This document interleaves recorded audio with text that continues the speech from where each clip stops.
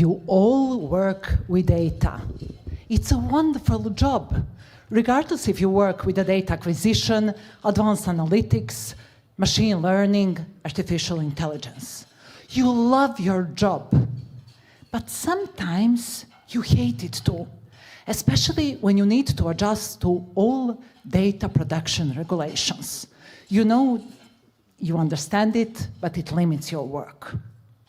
Sometimes you also feel irritated when you need to adjust your software for the data format changes. In many industries, you have those big actors on the market which dictates the data format changes. And you are just catching up and adjusting your software all the time. In such moments, you just leave everything that you're working with.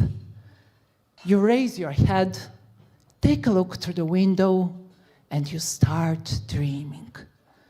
You start dreaming about a wonderful world with data, but without these mentioned data limitations. You're looking through the window and you're dreaming. And what you don't know, you are looking at the right place. Blue sky. Although you can't see with your naked eye, blue sky is a very crowded place. A lot of aviation data. Aviation data, you wake up from your dream. Sounds interesting, what is it? Each aircraft, helicopter, military plane, private jet needs to emit a certain ADS-B signal. It contains GPS positions, aircraft speed, timestamp, weather data. It's the way how aircrafts are signaling between each other, communicating their positions in order to avoid collisions. In order to be able to emit such ADS-B signal, each aircraft needs to have a physical device, ADS-B transponder, that is built in the aircraft. There are two beauties with the ADS-B data. The first beauty is that message format never changes.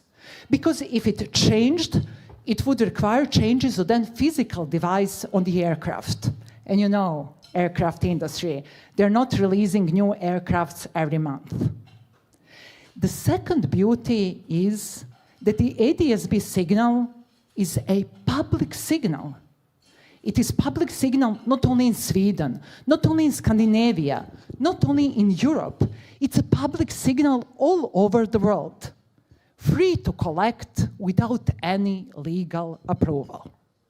Of course, in order to collect it, you need to have a small hardware device, receiver, and antenna which listens to the certain frequency.